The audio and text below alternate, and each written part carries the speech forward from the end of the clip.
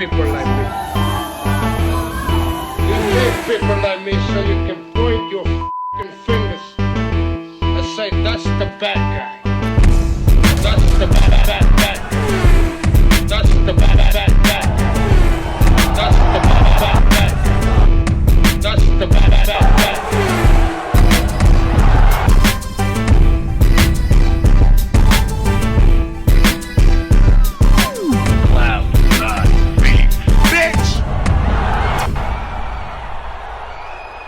Welcome to the motherfucking relay. We're covering today's top boxing news. Okay, we'll start with this. The ongoing trials and tribulations for WBA light heavyweight champion Dimitri Bivol, whose manager admits it's been very difficult finding an opponent. Dimitri hasn't fought yet this year. After what was the biggest year in his boxing career last year, who would have thought that he wouldn't have boxed at all yet this year? The priority is to return to the ring in October or November. There is no confirmed date yet, and there are several reasons for this. The main one concerns the general will of our team. Some circumstances. It is difficult to find an opponent, but there are some developments, searches, and negotiations are ongoing, Vadim Kornilov said to Ivan Oraklov. We have to look for any option. Someone who would want to enter the ring and someone who the fans would want to see in the arena and on TV. It's not easy at light heavyweight right now. There were few such options like Dan Aziz, Joshua Buatsi, but both refused and decided to fight each other. In addition, there is also a fight with Jaime Munguia. Maybe we will circle back to this option in the future. We are currently searching. We are in the process of agreeing with someone and making sure Dimitri returns before the end of this year. Now, do you see what I meant when I said that Dimitri Bivol and Vadim Kornilov overplayed their hand with Canelo, that they were not in a position to make those demands even if they won the first fight? It's not how this works. You're still not the A side even though you won the first fight. It's not how this works. Unless that's how you negotiated the initial contract, the initial agreement, you're not the one in the driver's seat. And I felt that with Canelo Alvarez, them being so fortunate as to have gotten to fight him once. They were lucky. Don't go screwing the pooch thinking you're in control in a second fight. Dimitri Bivol and Vadim Kornilov were insistent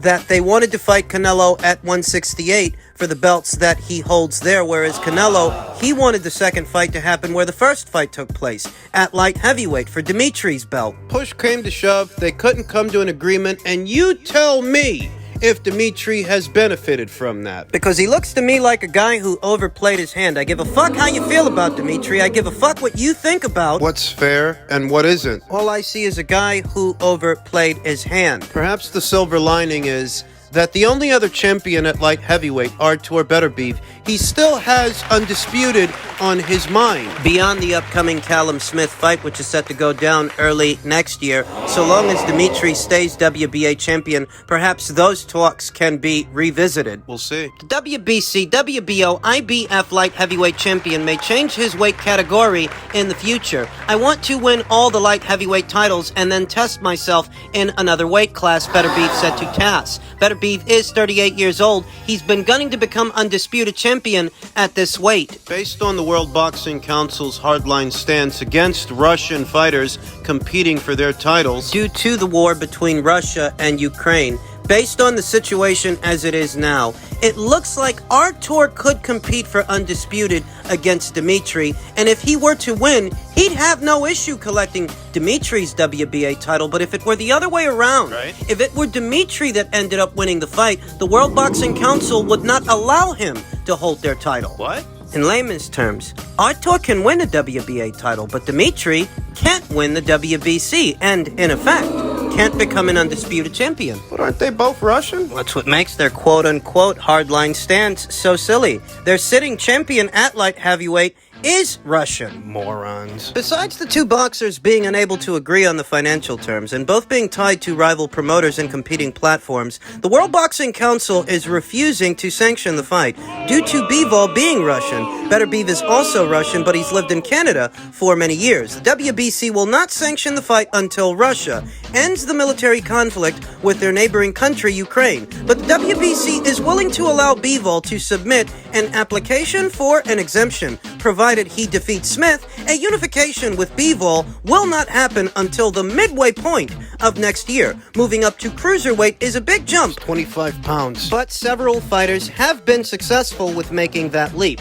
Badu Jack has been the most recent to capture a world title at 175 and cruiserweight. You figure that if Badu Jack, who's in the same age bracket as Artur, Badu Jack, who was never the puncher that Artur is, if he can move up there and win a title, then so can Artur. And I anticipate that he might move up in weight, sooner than people think, because if things don't work out between him and Dimitri, if the WBC don't sanction the fight, or they can't make the numbers work, Remember, they couldn't come to an agreement a few months ago. Artur's not going to sit around like a lump at 175, making that weight, boiling all the way down to 175, fighting more mandatories. The next one in the queue is Germany's own Michael Eifert. And for a guy Artur's age, that's not a big fight. The Smith fight is a bigger fight than that fight. The Smith fight that was supposed to go down this year but got delayed due to a dental issue. You heard that right. A dental issue involving Artur Beterbiev, one he had to undergo surgery for. It's quite a fight with Callum got pushed back the next year. You know, I almost want Callum Smith to pull off this miracle. I almost want Callum Smith to win the fight, because if Callum were to win, it would be that much easier to make the Bivol fight, since both Callum Smith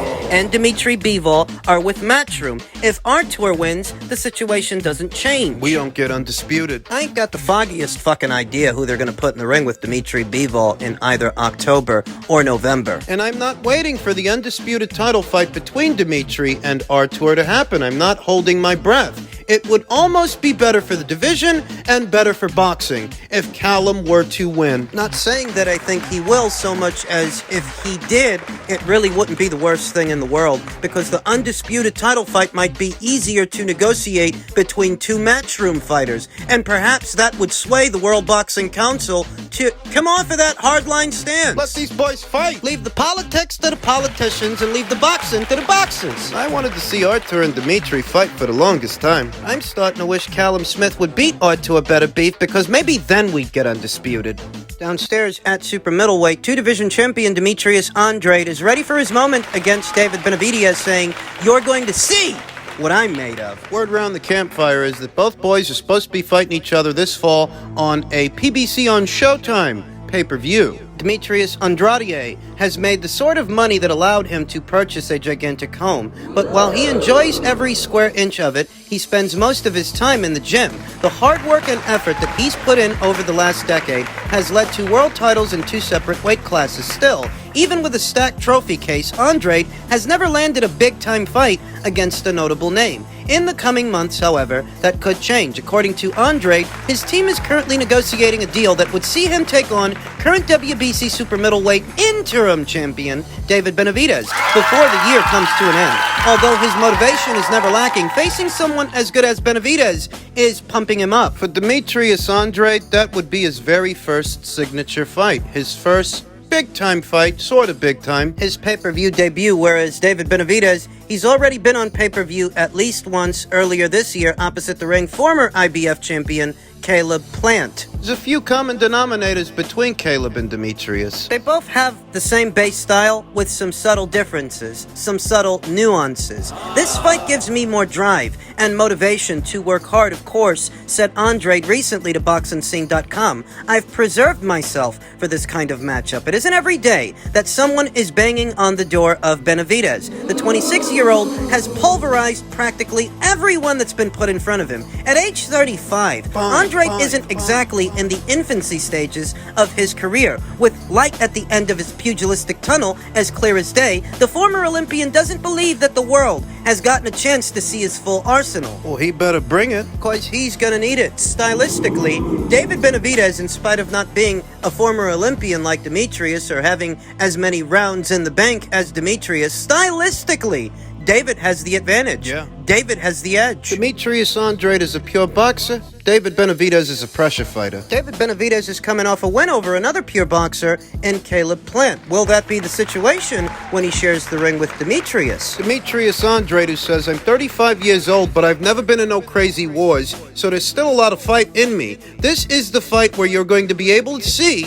what I'm made of. I like the fight. Yeah. I like the fight, and even though I do like the fight, I'm not sure commercially how it's going to do at the box office because Demetrius, God bless him, he's never had all that big a following. And David was just on pay-per-view with Caleb Plant, and that didn't sell much. So what's this gonna do? What's this gonna sell? You have to wonder. As stated, Demetrius Andrade is a pure boxer, and David Benavidez is a pressure fighter. So stylistically, David's got the right base style for the job. David's got the edge. Pressure fighters, more often than not, are able to apply so much pressure on a pure boxer that they start to come apart at the seams. The aggression, the pace of the match, the come forwardness. It all catches up to a pure boxer more often than not. A pure boxer that wants to fight at a slow pace, one shot at a time, staying behind the jab and staying on the move. On the outside. Pressure fighter won't let him. Pressure fighter wants to bust through the front door, throw punches and bunches, and force that pure boxer to fight. More often than not, the pure boxer don't like that. Pure boxer might start off all right, like Caleb Plant started out all right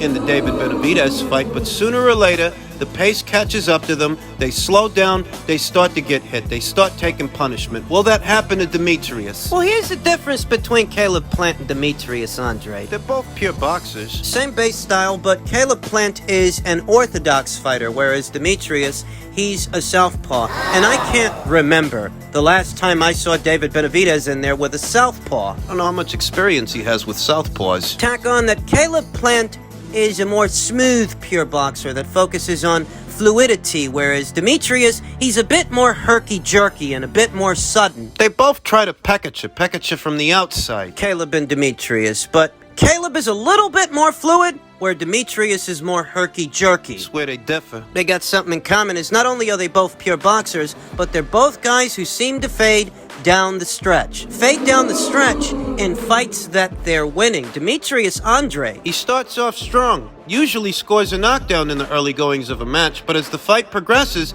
he does start to slow down. does he end up sharing the same fate as Caleb Plant? That's the question, though. It's not all doom and gloom for the pure boxers. It's not all doom and gloom for Demetrius Andrade. Working for Demetrius is I don't think David has much experience with southpaws. And even though David has the right base style for the job, he doesn't have all the bells and whistles that come with it. I'm not particularly impressed with David's brand of pressure fighting, standing square, both toes facing his opponents. Can be caught off balance. Ronald Gavril caught him off balance and sat him on his back pocket. David's definitely a pressure fighter, that's what he is, but he's not a pressure fighter on the level of a Roman Gonzalez, of an Artur Beterbiev. Most redeeming quality seems to be his engine, his cardio, that he can keep throwing punches in bunches from the opening round to the final round, but as far as tactics, Very crude, still very basic. Demetrius is out in this fight. That even though David has the right base style for the job, he's still very crude, still very raw. Oh. If he pops him early and he scores a knockdown the way he normally does, he might be able to get some respect from David Benavidez. Simmer him down, but he's got to come out strong. Well, he has the energy. Demetrius didn't look nothing too special opposite the ring Damon Nicholson earlier this year, but he was coming off a lengthy stint of inactivity. Ahead of the Benavidez fight, that's not the case because he will have fought in the last 12 months. So maybe we see a sharper version of that same fighter later on this year, now that he's had a tune-up fight. Maybe. What's working for Demetrius is that even though David is bigger and younger, and he might have the right base style for the job, he's still very basic. At what level does he compete with that? David, a A-level pressure guy, B-level, C-level? Demetrius is going to find out. Downstairs, at middleweight, ahead of his upcoming unification match with IBF champion Vincenzo Gualtieri, Janibek asks, why does he being Chris Eubank Jr., need Golovkin? Do you know why he doesn't mention my name? Because I'm a nightmare. There is only one king at middleweight, and that's me. He is easy work. He being Chris Eubank Jr. Immediately after he avenged the loss to Liam Smith, he called out Conor Benn. Yeah. He called out Kell Brook. Yeah. And he called out Gennady Golovkin. But he didn't mention any of the actual champions at this weight, any of the actual belt holders. He didn't mention Janibek. He didn't mention Vincenzo. He didn't mention Jamal. He didn't mention Lara. Wasn't by accident. He mentioned two little guys and an old man. Two, really. It's Kell Brook. He's getting long in the tooth these days. But Kell Brook, he spent the majority of his career in the men's welterweight division. Conor Benn as well. So he mentioned two guys that are naturally smaller than he is. They are. And an old man that he pulled out on quite dishonorably Many years ago, Chris Eubank Jr. was supposed to have fought Gennady already, back when Gennady was closer to his prime. They pulled him out of that fight, and Kell Brook ended up standing in his place. And I want you to understand something. Understand What? that all those years ago, when Chris Eubank Jr. withdrew from the Golovkin fight, he wasn't a little boy, you understand. He wasn't a child. That if what Chris really wanted at that time was a Golovkin fight, he would have had that Golovkin fight, irrespective of his manager or what his father says, anyone's protests, that if he wanted to go through with it then and there, he would have. Because he's not a child. You know, the people at the PBC would have preferred Errol fight Keith Thurman instead of Terrence Crawford, but Errol wanted Terrence Crawford, and he got him. The same applies to Stephen Fulton. What the PBC wanted for Stephen was for him to move up in weight and fight Brandon Figueroa for a second time, but Stephen wanted Inoue, and he got him. You noticing a pattern? I've no doubts that the people on Chris Eubank Jr.'s team, Chris Eubank Jr.'s father, Chris Eubank Sr.,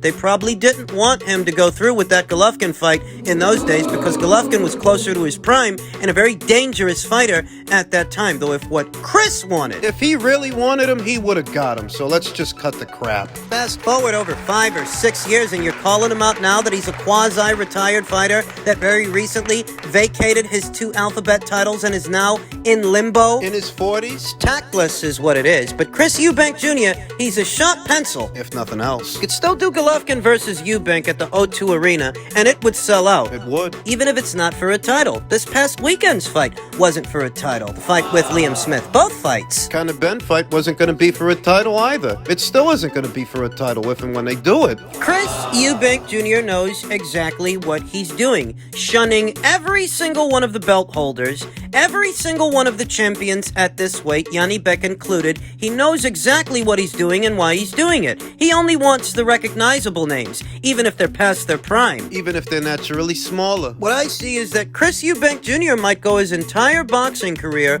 without seeing himself crowned a bona fide champion. And he's okay with that. He's settled into who and what he is. He knows his limitations. And he knows he's already making more money than Arislandi Lara, than Jermall Charlo, than Janibek Alimkhanalai, and Vincenzo Gualtieri. So, in his mind, who needs an alphabet title? Not everybody can afford to get away with what Chris Eubank Jr. is doing, but because of his namesake, that's what makes this possible. He's a Eubank. The same resume he's got now, the same career. If his last name weren't Eubank, people wouldn't talk about him. People wouldn't know who he is. If nothing else, being a Eubank helped to kickstart his career. The son of the legendary Chris Eubank, British boxing royalty. Janibek wonders why Chris doesn't call his name. It's because Chris doesn't have to make a buck. It's the truth. Without condoning or condemning. It's the truth. That's why, and depending on who he shares the ring with, so long as it's on British soil, they'll let him get away with it.